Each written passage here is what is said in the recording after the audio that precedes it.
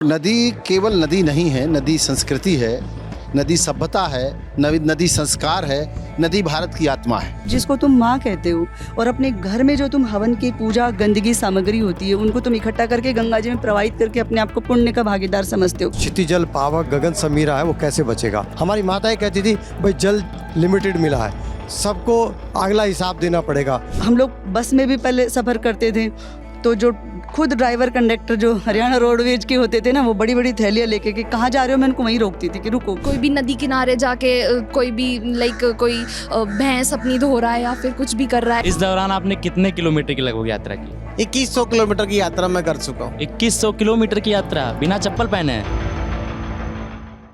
नमस्कार, मेरा नाम है अर्पित और आज लल्लन टॉप पहुंचा है भारत मंडपम। क्यों? क्योंकि यहाँ एक कार्यक्रम है राष्ट्रीय नदी संगम। ये इवेंट नदियों को लेकर है। नदियाँ जिनके किनारे सभ्यताएं जन्म लेती हैं और जिनके किनारे मरती हैं। बतौर जसिंता क्रिकेटर की कविता के जरिए कहूँ कि नदियाँ जानती हैं कि उनके मरने के बाद आती है सभ्यताओं के मरने की बारी। खैर, इस कार्यक्रम में कई नदी प्रेमी देश भर से आ रहे हैं, उनसे अच्छी बातचीत होगी। तो चलिए शुरू करते हैं। मेरा नाम रमनकांत है, मैं राष्ट्रीय नदी परिषद का अध्यक्ष हूँ, भारतीय नदी परिषद का अध्यक्ष हूँ। सबसे पहले तो सर इस कार्यक्रम के बारे में थोड़ा बता दीजिए ताकि हमारे जो दर्शक हैं वो समझ पाएँ इस कार्यक्रम के बारे में। ये बेसिकली एक विचार है कि कैसे देश में नदियों के काम को एकजुट किया जाए, क्योंकि अभी जगह जगह लोग अच्छा काम कर रहे हैं। कोई केरल में कर रहा है, कोई राजस्थान में कर रहा है, कोई महाराष्ट्र में कर रहा है, लेकिन अगर साथ आकर के जुड़ते हैं तो उसका इम्पैक्ट ज़्यादा होगा। ऐसे प्रयास अलग अलग देशों में हो रहे हैं, अमेरिका में हो रहे हैं, यूरोप में हो रहे हैं, तो हमारे देश में क्यों नहीं हो सकते? क्योंकि हम तो नदियों का देश है। तो ये उसी का एक प्रयास है कि जो लोग अच्छा काम कर रहे हैं, क्या उनके काम को इम्प्लीमेंट किया जा सकता है दूसरे क्षेत्रों में, या उनसे कुछ सीखा जा सकता है, या समाज के द्वारा सरकार तक अपनी बात पहुंचाई कैसे जाए, या सरकार की योजनाएं समाज तक कैसे आसानी से आएँ। ये उसका प्रयास है, समन्वित प्रयास है। काम कैसे गुणवत्तापरक हो, स्थायी हो, ये सब मिल करके इसमें हम प्रयास कर रहे हैं। ये जो भारतीय नदी परिषद है, इसको बनाने की आपको ज़रूरत कब महसूस हुई और ये कब बना? ये बेसिकली क्योंकि हम पिछले 20 वर्षों से नदियों के काम में हैं, तो जो समस्याएं हमको आ रही थी वही हम बात करते थे, लगातार रिसर्च करते थे, और लोगों को भी आ रही थी। तो कोविड के दौरान जब देखा कि नदियां स्वतः ही साफ़ हो रही हैं, तो नदियों के साथ हम अगर काम ना भी करें, अगर उनके साथ हम जाना छोड़ दें, नदियों को अकेला छोड़ दें, तो भी नदियाँ साफ़ हो जाती हैं। तो वहीं से एक विचार पनपा। फिर हमने अलग अलग देशों के मॉडल्स अध्ययन किए, अमेरिका का किया, यूरोप का किया, ऑस्ट्रेलिया का किया, कि कैसे उन्होंने अपनी नदियों को संवारा है। तो ये पिछले 2-3 साल की एक्सरसाइज है जो ये भारतीय नदी परिषद के रूप में क्रियान्वित हुई है। आज उसका इनॉग्रेशन था, तो अब ये विधिवत इसकी शुरुआत हो गई है। एक हमने नदी दर्शन पोर्टल डेवलप किया कि कैसे भारत के नदी तंत्र को एक आम व्यक्ति समझ सकता है, तो वो नदी दर्शन पोर्टल के माध्यम से समझ सकता है। जी बिल्कुल। और आपको एक बात बता दें, रमनकांत सर को रिवर मैन ऑफ इंडिया के नाम से जाना जाता है। सर, ये जो सफ़र रहा है और इस सफ़र में जो आपकी कोशिशें रहीं कि जिससे कि आपको ये नाम, आज इस नाम से लोग आपको जानते हैं, सर वो कोशिशें क्या रहीं उसके बारे में थोड़ा बताइए। देखिए, मैं बेसिकली 12th पास करने के बाद ही लगभग 2001 में इस काम में लग गया था, तो लगभग 22-23 वर्ष हो गए हैं। तो जब कोई भी क्षेत्र में कोई व्यक्ति लगातार काम करता है तो उसको कुछ पहचान समाज दे देता है। तो हम नदियों के क्षेत्र में कर रहे थे तो लोग रिवर मैन कहने लगे। तो अच्छा लगता है जब समाज अप्रिशिएट करता है चीज़ों को, तो और उनके बीच में जब हम जाते हैं तो उसी तरह का वो सम्मान भी देते हैं। तो हम अपने काम को कैसे आगे बढ़ाएं, तो ये पहचान उसमें हमको सपोर्ट करती है, इसमें कोई दो राय नहीं है। और जो भी क्षेत्र में कुछ लोगों ने पानी का काम किया है उनको वाटरमैन कहने लगे, कुछ लोग जंगल का काम करते हैं उनको नेस्टमैन, फॉरेस्टमैन कहने लगे। तो ये एक समाज का दिया हुआ विशेषण है, और लेकिन समाज का विशेषण सबसे बड़ा पुरस्कार है।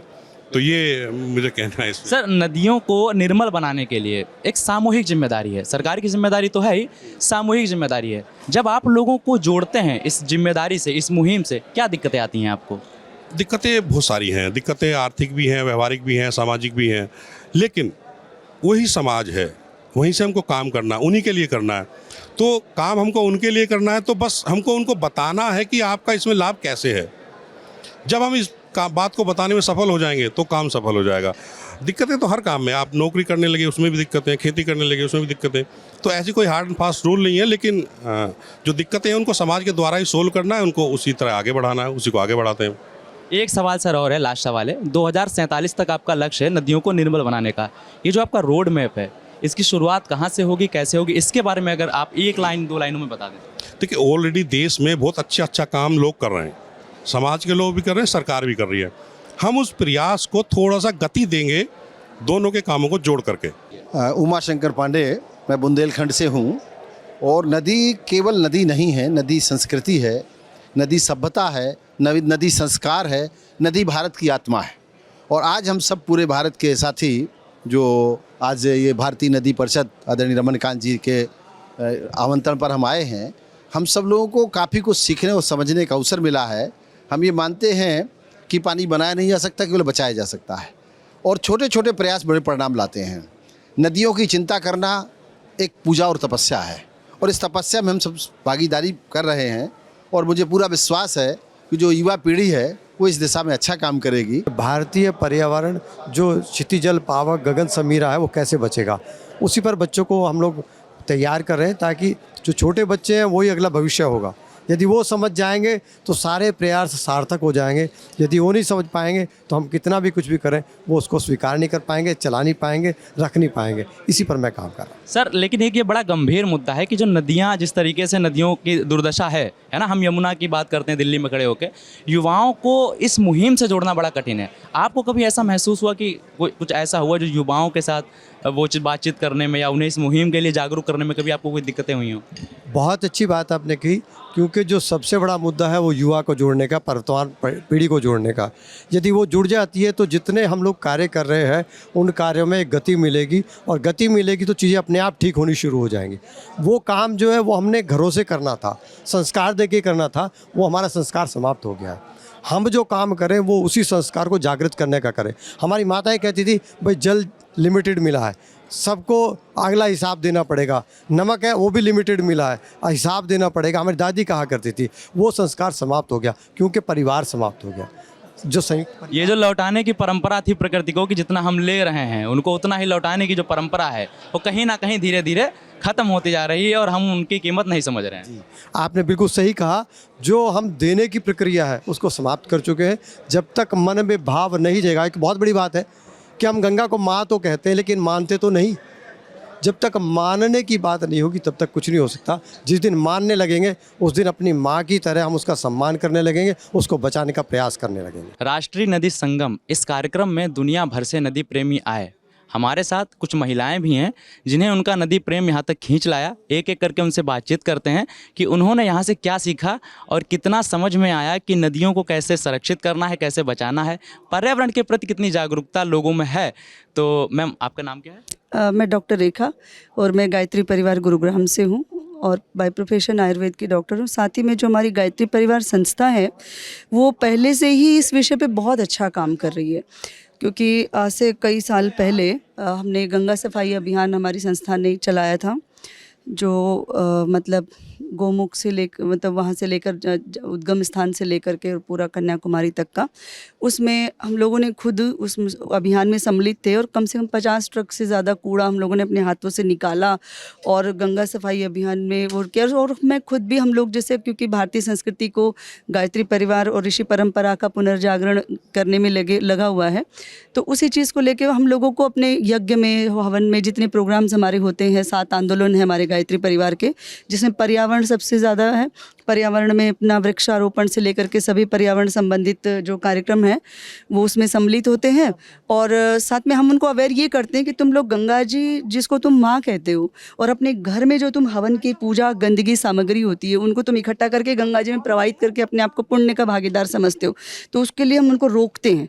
हम लोग बस में भी पहले सफ़र करते थे, तो जो खुद ड्राइवर कंडक्टर जो हरियाणा रोडवेज के होते थे ना, वो बड़ी बड़ी थैलियाँ लेके कि कहाँ जा रहे हो, मैं उनको वहीं रोकती थी कि रुको, कि गंगा जी में डालने जा रहे हो। जब तुम लोग ये हरकत करोगे तो बाकी किसको देख के कौन सी। बिल्कुल, और ये आडंबर है घरों में। हमारे घर में भी मम्मी लोग कहते हैं कि जाओ किसी नदी में इसे प्रवाहित कराओ जाके, है ना। यमुना की कभी ऐसी बारी आएगी कि यमुना को भी साफ करने का ऐसा आप कभी शुरू करेंगी? यमुना जी के लिए तो दिल में बहुत दर्द है, क्योंकि जब वहाँ से निकलते हैं तो एकदम अंदर से निकलती है, क्योंकि समाज पे जो काम हो रहा है, तो कम से कम ये ये हम लोग रिस्पॉन्सिबल है। जैसे आज हमने यहाँ से सुना कि भाई उसमें सभी प्रकार के सीवेज उसमें आ रहे हैं और वहाँ पे कोई बहाव वाला कोई वहाँ का साधन नहीं है, पर फिर भी अभी भारत सरकार लगेगी इस पे। लेकिन सरकार के साथ साथ अगर हम समाज के लोग भी, प्रजा भी उसमें साथ दे अपना, तो वो अभियान तब उस गति पकड़ेगा। हम बातचीत कर ही रहे थे तमाम लोगों से, तभी हमें कुछ स्कूल के बच्चे दिखे। इन बच्चों से बातचीत करके जानते हैं कि वो यहाँ पे क्या सीखे, क्या सुना, क्या सबक मिला। एक बड़ी इंटरेस्टिंग बात हुई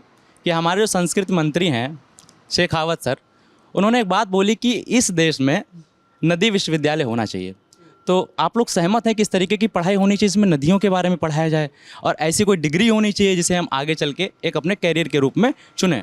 हाँ जी, बिल्कुल होनी चाहिए। इससे हमारे को अपने देश की नदियों के बारे में पता चलेगा, हम उनको किस तरीके से साफ़ रखें, शुद्ध रखें, इसके बारे में हमें पता चलेगा। नदियों के बारे में क्या सीखा और कितना कुछ सुना यहाँ पे? काफ़ी कुछ सीखा कि हमें कैसे साफ़ रखनी चाहिए, और मतलब कि और छोटी नदियों के बारे में भी हमें पता चला, क्योंकि ज़्यादातर हम गंगा यमुना के बारे में ही सुनते हैं, और उन्होंने हमें छोटी नदियों के बारे में भी कि वो लोग सूख रही हैं और हमें उन्हें बचाना चाहिए। काफ़ी कुछ सीखने को मिला। अच्छा, आपके स्कूल में इससे पहले कभी कोई कार्यक्रम हुआ कि नदियों के प्रति कोई जागरूकता फैलाने का कुछ हुआ कार्यक्रम? जी बिल्कुल हुआ था। अभी जो रमनकांत जी है वो मेरठ से ही हैं और वो रिवर मैन ऑफ इंडिया भी कहलाते हैं। सो वो पिछले 2 साल पहले हमारे स्कूल में आए थे और उन्होंने एक वर्कशॉप कंडक्ट किया था और जिसमें हम सबको इसके बारे में अवेयर किया था। और जैसे कि आप जानते हैं कि भारत की एक ऐसी संस्कृति है जहाँ पे नदियों को भगवान के समान मानते हैं। और मुझे अभी भी याद है 2012 में जब मैं महाकुंड गया था इलाहाबाद में, तो महाकुंभ, हाँ जी। सो वहाँ पे 30-40 लाख जन सिर्फ गंगा मैया को प्रणाम करने के लिए और वहाँ पे डुबकी लगाने के लिए, अपने सारे पाप धोने के लिए जाते हैं। बट देखिए आज 10 साल हो चुके हैं, बहुत सारी चीज़ें हो चुकी हैं, पानी का बहाव कम हो चुका है। हम जैसे कि देख रहे हैं हम दिल्ली में है, यमुना की जो गंभीर हालत है। सो मैं बहुत ज़्यादा धन्यवाद कहना चाहता हूँ भारतीय नदी परिषद को कि उन्होंने ये इनिशिएटिव लिया है। और हम जैसे कि यूथ हैं तो हमें ही माना जाता है कि अगर कोई चेंज है तो वो हम ही ला सकते हैं। और मैं मानता हूँ कि मैं ही इसका सबसे बड़ा, हम सारे बच्चे ही हैं जो इसको और फैला सकते हैं। मैं आज जितना जो भी सीख के गया हूँ, मैं पूरा कोशिश करूँगा कि ये सब मैं अपने माता पिता को बताने के लिए और अपने दोस्तों को अवेयर करने के लिए। अच्छा, दोस्तों को बताएंगे और अगर दोस्त नहीं माने तो? देखिए ये ऐसी कोई चीज़ है जो कि मैं आपको जानबूझ के नहीं बता सकता। अगर नदी गंदा करना होगा तो आप करेंगे, बट यही चीज़ जब हम बचपन से, जैसे कि आपने बोला विश्वविद्यालय खोलने की बात, मैं मानता हूँ कि ये ऐसी चीज़ है जो हमें बचपन से सिखाना चाहिए। जैसे कि मैंने बोला हम प्रणाम करते हैं, ये जो कल्चर है, ये जो रिलीजन है जो हमने सिखाया है वो धीरे धीरे घटती जा रही है। लेकिन अगर यही ग्रोथ अगर होती जाए, माता पिता सिखाएं कि नदियों को भगवान के समान मानिए, उनको रिस्पेक्ट करिए, तभी ये कल्चर डेवलप होगा। और मैं मानता हूँ तभी इस देश में वापस से जो अस्तित्व है नदियों का वो वापस आएगा। लेकिन दोस्त एक बात तो है, तुमने बोला कि नदी को माता या एक भगवान के रूप में माने। भारत एकमात्र ऐसा देश है जहाँ पे नदियों को देवी देवता या एक धार्मिक आस्था है लोगों में। तब ये हालत है भारत में नदियों की जो दुर्दशा है। हम अमेरिका की बात करते हैं, हम चीन की बात करते हैं, हम तमाम ऐसे देशों की बात करते हैं जहाँ पे सिर्फ नदी को नदी की तरह देखा जाता है और वो उसकी कीमत को समझते हैं। भारत में क्या कमी रह गई? So this against comes like कि देखिए बहुत सारी चीज़ें, ठीक है रिलीजन है, बट उसमें भी काफ़ी सारे कौन से, जैसे अब अगर हम नदिया में जैसे दिया लगा देते हैं but that goes of a waste, है ना। लेकिन आई बिलीव कि अगर उसके साथ जैसे माता पिता तो हम मान ही रहे हैं, बट उसके ये सिखाया जाए कि जिनको हम माता पिता मान रहे हैं, जिनको हम देवता मान रहे हैं, उन्हीं को अगर सुरक्षित करा जाए और उनको समझाया जाए कि कितना इंपॉर्टेंस है, उनके कारण ही आज हम जीवन है और वो एक वन ऑफ द 5 एलिमेंट्स हैं जो कि we are getting it. So that's what. क्या नाम है आपका? मेरा नाम पर्ल है। अच्छा, आप मुझे ये बताइए कि नदी को दूषित करने के कोई 3 तरीके जो सबसे बुरे हैं। मैं दूषित नहीं करना चाहती। नहीं, आप नहीं करना चाहेंगे, जिससे होती है नदी, जिससे दूषित होती है। जैसे कि यमुना की बात कर लें, गंगा की बात कर लें, कोई 3 तरीके मतलब जिससे कि होती है। सबसे पहले तो हमारा जो इंडस्ट्रियल वेस्ट होता है, इंडस्ट्रियल वेस्ट से सबसे ज़्यादा जो पॉल्यूशन होता है वाटर को, वो होता है। उसके बाद फिर हम ले तो जो भी ये कूड़ा कचरा लोग फेंक देते हैं, लाइक जो हमारा पॉल्यूटेंट्स निकलते हैं CFC वगैरह, जब वो उसके लाइक हम एरोप्लेन्स के लिए बनाते हैं तो उसमें से लाइक निकलता है फोम वगैरह, तो उस चीज़ से। और तीसरा जो लोग नॉर्मली गंदा पानी होता है वो डाल देते हैं, लाइक कोई भी नदी किनारे जाके कोई भी लाइक कोई भैंस अपनी धो रहा है या फिर कुछ भी कर रहा है, कपड़े धो रहा है, जो भी गांव की साइड रहते हैं और वो नदियों में, तो वो पानी डाल देते हैं, तो गंदा पानी एक तो डाल देते हैं। तो ये 3 कारण सबसे मेजर हैं जो हैं। जी, मेरा नाम जल प्रहरी दीप सिंह शेखावत, कोटपुतली, जयपुर, राजस्थान से हूँ। देखिएगा, मैं पिछले 3 साल से मैं यात्रा कर रहा हूँ। राजस्थान के 500 स्कूलों में जा कर के हमने प्रकृति, पानी, पर्यावरण, जल, जंगल, ज़मीन, जीवन के बचाने के लिए पानी, किसानी, जवानी, संवेदना यात्रा चला रखी है। कितने लोग जुड़ चुके हैं आपके इस कार्यक्रम से? मेरे कार्यक्रम से अभी तक मैंने लाखों लोगों को अवेयर कर दिया। हर गांव में जाता हूं तो मेरा बैनर हाथ में लेकर निकलता हूं। सब मेरे से पूछते हैं, समझते हैं, तो वो कहते हैं कि आप नंगे पैर क्यों चल रहे हो, चप्पल जूते पहन के चल सकते हो। इस दौरान आपने कितने किलोमीटर की लगभग यात्रा की? 2100 किलोमीटर की यात्रा मैं कर चुका हूँ। 2100 किलोमीटर की यात्रा बिना चप्पल पहने? बिना चप्पल पहले आपके नंगे। पैरों में छाले वगैरह भी निकल आए? हाँ बिल्कुल, छाले निकल गए, नहीं 3 बार हो गए। छाले होते हैं, फूट जाते हैं, फिर होते हैं, फिर फूट जाते हैं, फिर होते हैं। हमें कोई परवाह नहीं है, प्रकृति माँ की ताकत के साथ में हम आगे बढ़ रहे हैं। ये बातचीत आपने सुनी भारतीय नदी परिषद के कार्यक्रम की। आपकी इस बातचीत पर क्या राय है हमें कमेंट बॉक्स में बताएं। अपने आसपास की नदियों का ध्यान रखें, अपने पर्यावरण का ध्यान रखें, क्योंकि हमारी सामूहिक जिम्मेदारी है इसे बचाने की, ताकि आने वाली पीढ़ियों तक हम इसका लाभ पहुंचा पाएं। मेरा नाम है अर्पित, कैमरे के पीछे हमारे साथी विजय। देखते रहिए द लल्लन टॉप।